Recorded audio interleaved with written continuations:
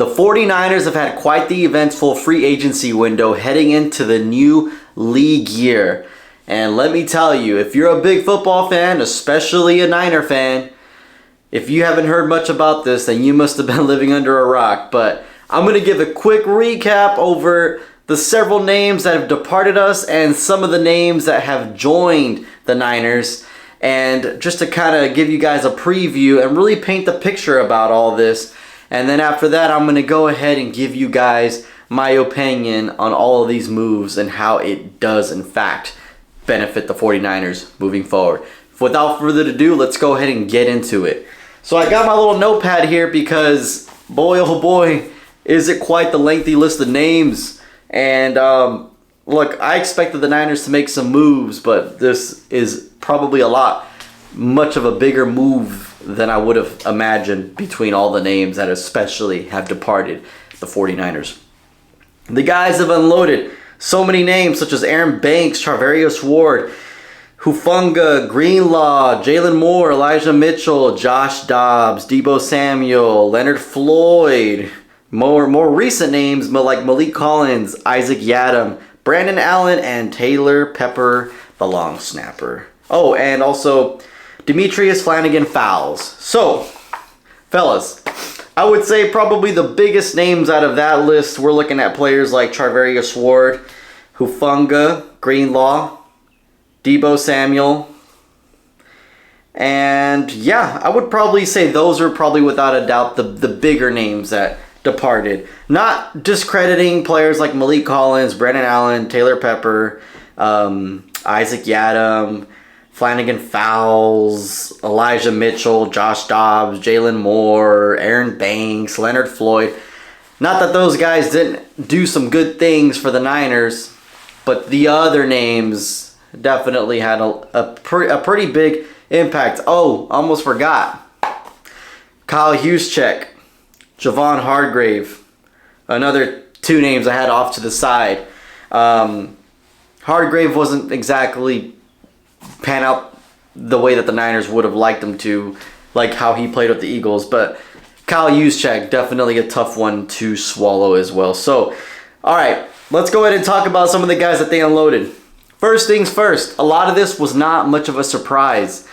We had guys that were due for paydays that we already kind of knew that the Niners weren't really going to be willing to pay up as much as they would like. We had guys that wanted a change of scenery. Deebo Samuel, we knew before free agency that he had a sit down with one-on-one with Kyle and told him straight up, you know, there's no bad blood, nothing like that. It was just felt like it was time for a change, time for a fresh of breath air somewhere else, and they granted his wishes and went off to the Washington Commanders, first guy to realistically depart the 49ers. Players like Charvarius Ward would have loved to kept him. He as well wanted to change the scenery due to the unfortunate, extremely heartbreaking occurrence of losing his little daughter. He had admitted this ever since January that basically he didn't think he was going to want to stick around with the Niners. It had nothing to do with the team. It's just he felt that he had too much PTSD with being in the Bay Area, you know, going home to the same place where, you know, he lived with his little daughter, and he just knew that for the sake of his mental health, and I would imagine also for his family, that they just needed to go elsewhere to get away from where all those bad memories took place. So without a doubt, us Niner fans, obviously we were heartbroken for him, but we're also heartbroken for losing him too, but everyone respected his wishes, and now he's with the Colts. So, but I will say, I think even if that did not occur, I don't think he would have stuck around regardless of the fact. I know he would have commanded a lot of money, and the Niners going into a window where they want to get younger and cheaper, I don't know if we would have met at the price point that Charvarius Ward probably would have liked, because teams like the Colts, where he's at now, likely would have offered him more regardless. But nevertheless, we knew we were going to lose him. Players like also Elijah Mitchell. He did a lot of good things with the 49ers when he was healthy, but he didn't even play not one game last season because he was hurt right before the season started, so we knew he was going to be out the rest of the year. So he's dealt with a lot of injuries. That's nothing against him, but it's sometimes you need to just, hey, it's time to move on. And now he's with the Kansas City Chiefs. So trust me, I don't wish bad health on anyone, but if he's healthy with them doing great things throughout the season, it's going to suck, because it's going to be like, well, what the heck, why couldn't you have been healthy with the Niners, But I know they have no control over their health, but there's that. Hufanga, same thing. I think he also would have loved to have stayed with the Niners. He grew up a Niner fan, I believe, so, but same thing, just other teams are willing to pay them more, and as much as we would like to think these guys are just going to be loyal to the jersey, at the end of the day, they want their big payday to solidify themselves and future generations of their family, likely, because we're talking about a lot of money. So all power to him. And he meets up with the guy that was the most hardest out of anyone to lose. I would say him and Juice are up there, but Greenlaw, I think, undoubtedly takes place number one for this. Greenlaw. Everyone knew that we wanted Greenlaw to stay. Rumor was that the Niners wanted to give him like a 1 year prove it kind of contract. No official word on that, but it just seems like all signs were pointing towards that. And the Broncos offered him a lot more money, I would imagine, than the Niners were trying to give him. So he went with that. And you would think about, based off of his injury, he's obviously trying to secure his money, because God forbid, let's say he did just take this 1 year deal with the Niners, and God forbid he what I'm saying is, God forbid he got hurt. He's just really missing out on a lot of money. So none of us blame him one bit. I would say if there was a way that we could have gave him a contract that he was looking for, I would say that's the one player I would be undoubtedly willing to take the risk on, because when he came back at the end of the season from his Achilles tear, he looked elite. He looked like he didn't miss a step. Yeah, he would kind of come out of the game, feel a little sore, but I think that was just all part of the process coming into an NFL game. And the way he plays is very aggressive, very fast-paced. So I hope he stays healthy. I hope he does great things with the Broncos. He knows that he's extremely loved over here with the Niners because of the amazing things he's done. And we know Fred Warner's going to miss him like heck.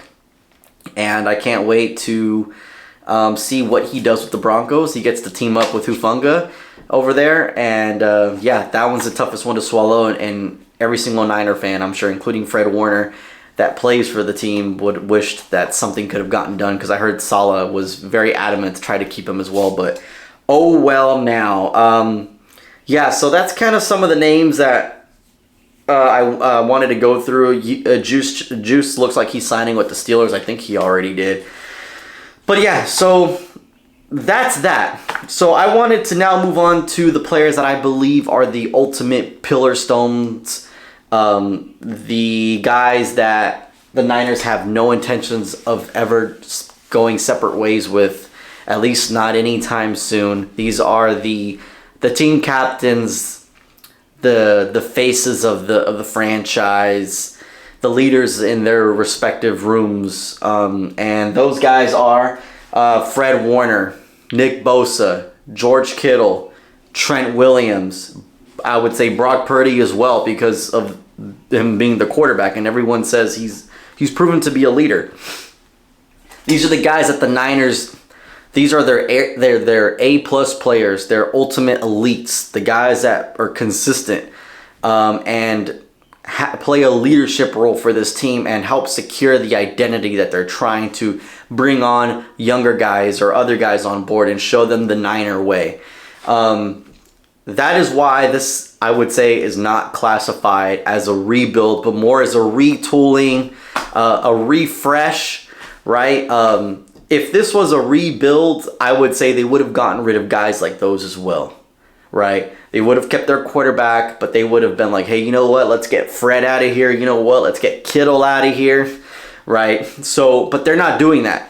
Those names were like untouchable. Granted, those guys are still under contract.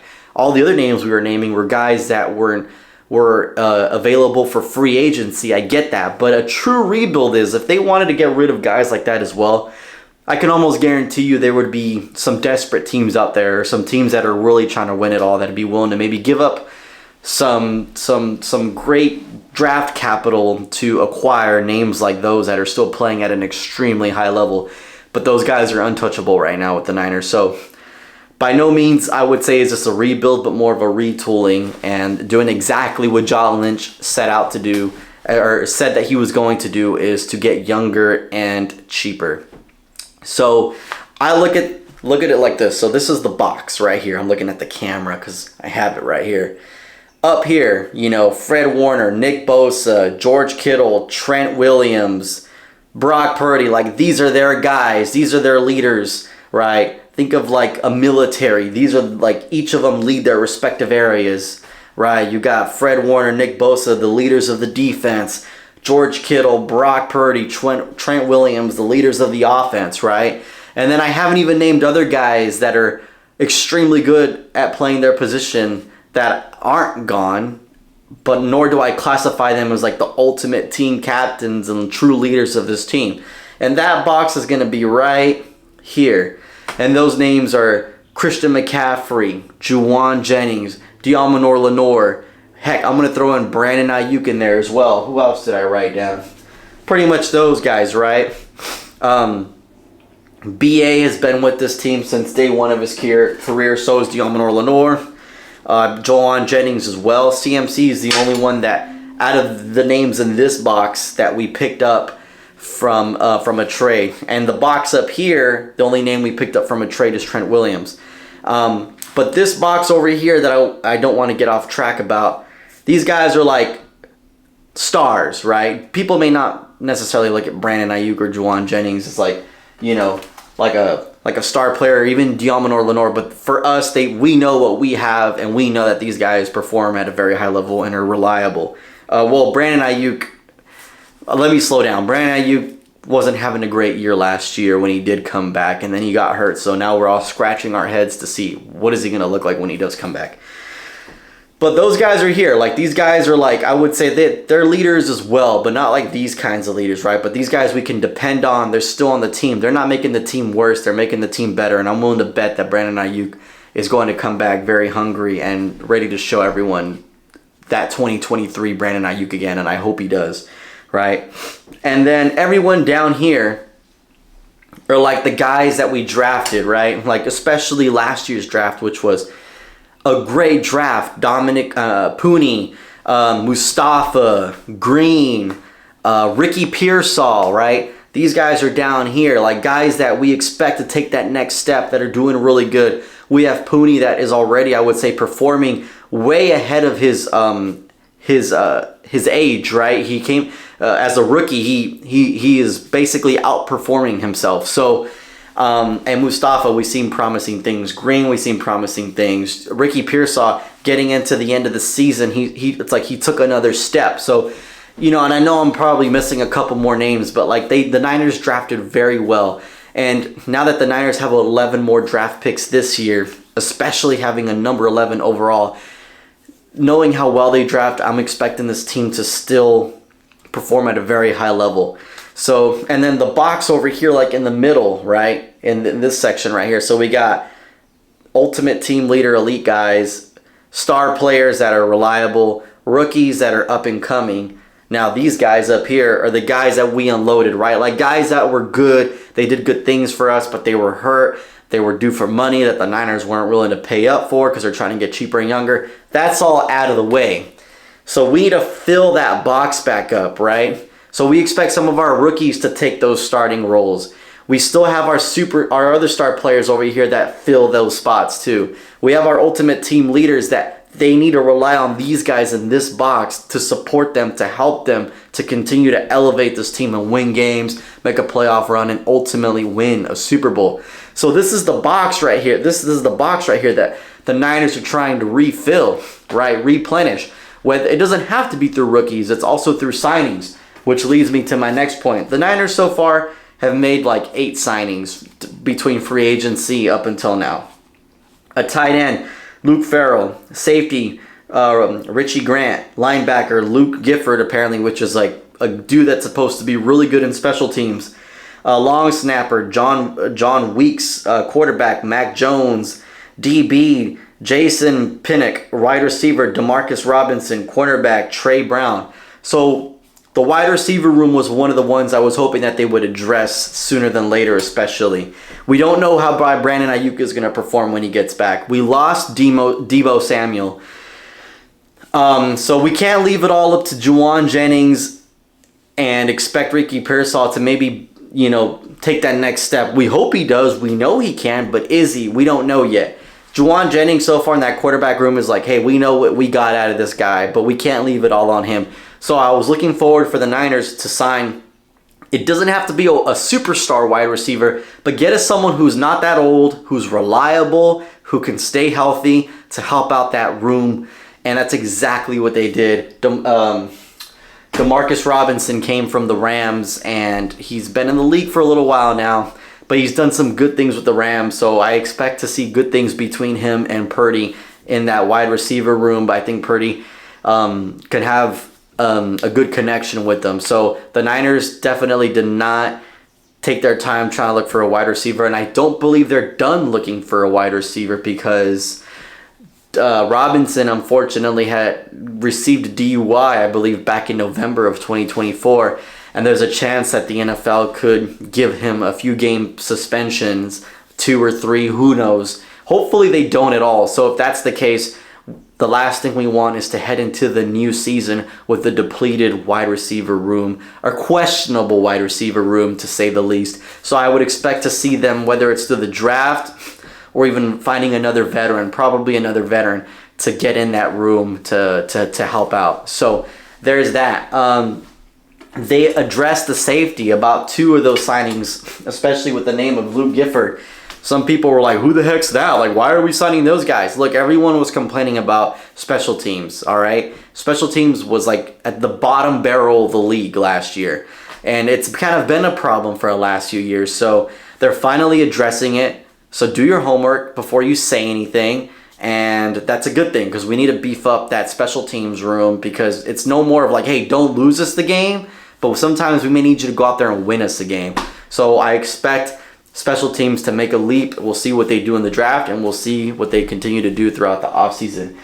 Probably one of the biggest ones yet, I would say, is probably the signing of Mac Jones. Why is that probably one of the biggest news yet? Well, Mac Jones apparently was on Kyle Shanahan's radar back in the 2021 draft, but instead, as we all know, they went with Trey Lance. So Kyle Shanahan obviously saw something in Mac Jones that he really liked, that he believed can fit in his system.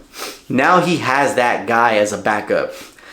Don't listen to the media. Some of them kind of make it sound like, oh, Brock Purdy's getting some competition. Look, every position faces competition, sure, but I'm here to tell you right now, I don't believe Kyle Shanahan is looking at Mac Jones as a potential replacement for Brock Purdy, okay? Brock Purdy has been at 2 NFC Championship games, a Super Bowl, has broken franchise records, has come number 1 in several quarterback statistics, especially back in his Super Bowl season, and even this season with the depleted roster, still finished top 10 in QBR. Brock Purdy is a solidified top quarterback in this league. Whether you like him or not, it's just the truth. Watch the games, watch the highlights, look at his stats, okay? So I'm thinking Mac Jones is a good pick because, God forbid, knock on wood, if something happens,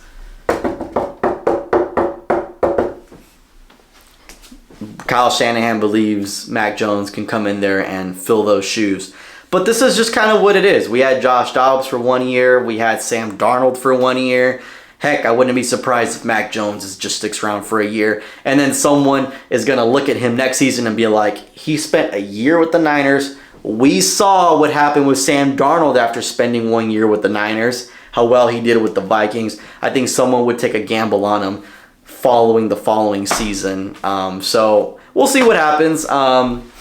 He looks like a good guy. So I think as long as he gets along with Brock Purdy, that's all I can ask for. So there's that with signings. Now I want to transfer towards the second half of this video, and that's really about the news media and how they've been portraying this whole change with the 49ers.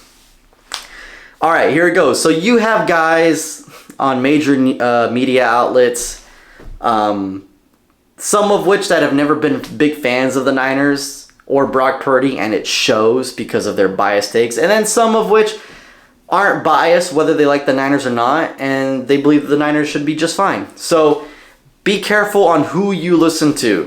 When you look at guys, like on First Take, I believe his name is Canty, right? He was like an what did he play for, the Giants? Who else did he play for? I think it's Canty, right? Bearded guy. He has like his own show.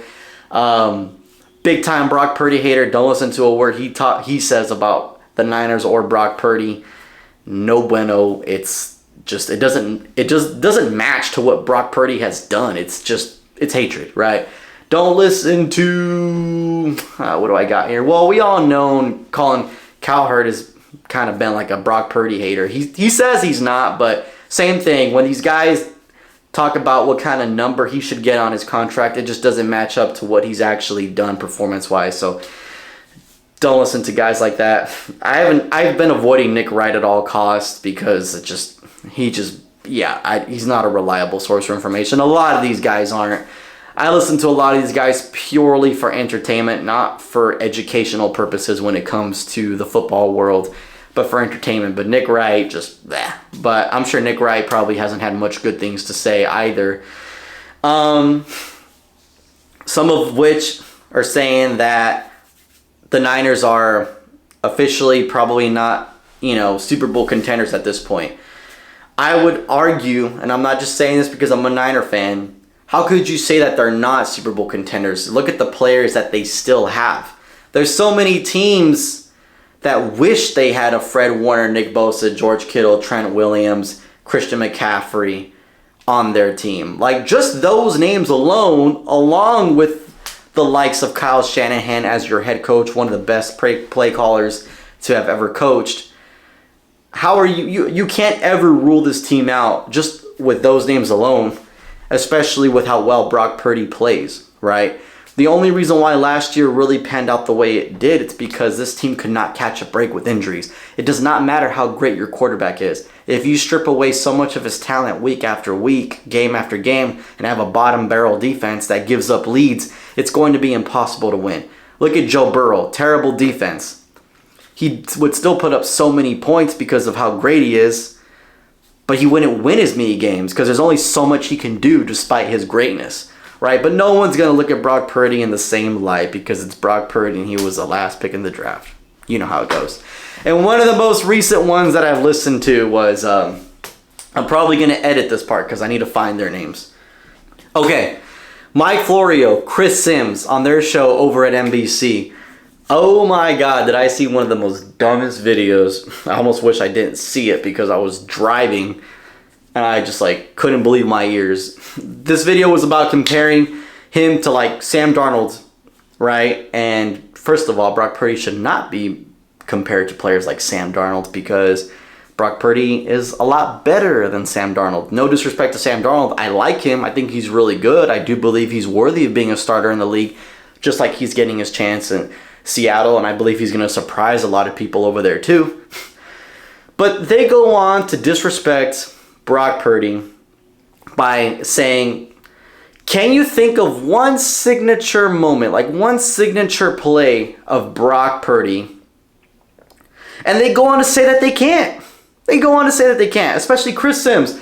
Out of all the plays that Brock Purdy has ever done, the only one he can think of wasn't even a complete pass. It was some play that was batted down against the Kansas City Chiefs against, I don't even remember which matchup it was. Maybe in the Super Bowl, right? I know they're lying to themselves. And if they're not lying, then they honestly are not qualified to talk about Brock Purdy because clearly you have not seen Brock Purdy play. If you cannot think of one good game, one good signature play, when you think of Brock Purdy, I think of this play. Not one. How are you going to talk about the man? He has several. Clearly you have not watched him play. So why are you talking about what kind of money he deserves? It was crazy. It was just baffling to hear. And then they like to say, well, we're not trying to crap on him. Yes, you are. How are you going to tell me this guy that has played multiple playoff games, made comebacks in the biggest of moments, played in the Super Bowl, win overtime against Patrick Mahomes. How are you going to tell me he doesn't have one signature play And when they mean what they mean by signature play is like when you think of Brock Purdy, you think of that play. Like it's like a great play, right? Basically a great play. They say they can't think of one. And then Mike Florio goes on to say, well, when you think of Patrick Mahomes, Josh Allen, Lamar Jackson, Joe Burrow, it's like a bouquet of flowers. Oh my God. I can just think of 5, 10, 15 of them. I can think of so many of them. It's crazy.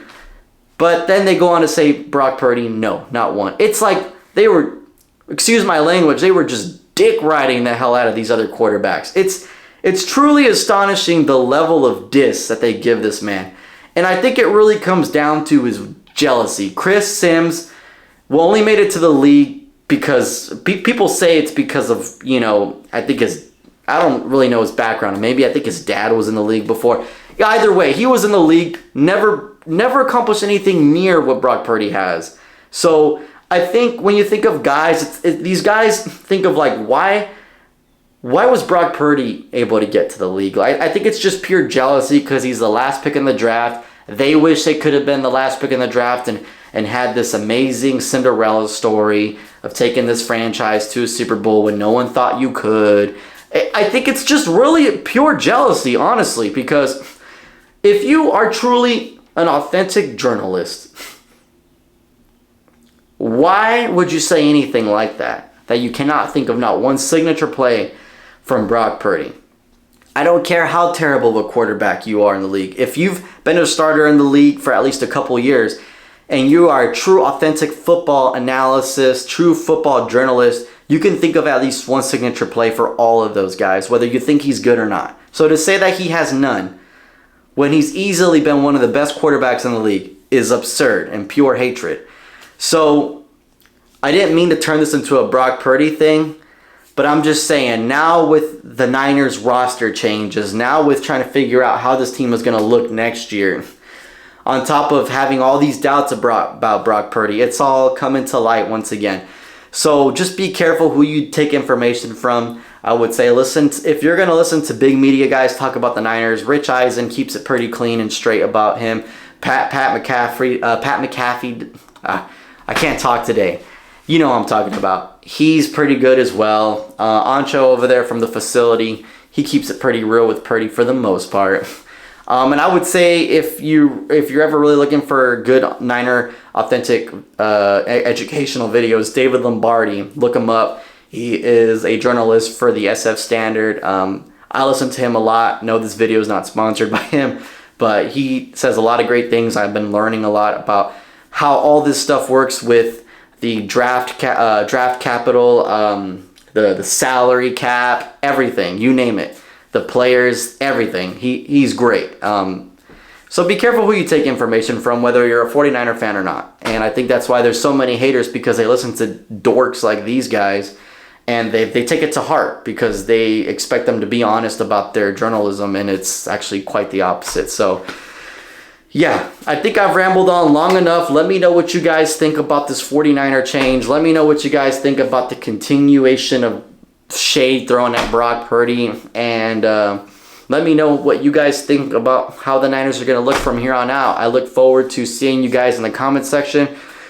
Please subscribe if you'd like. I plan on making more videos just like this and continue to talk about this stuff and have an interaction with my viewers. Thank you so much, and I will see you guys in the next one.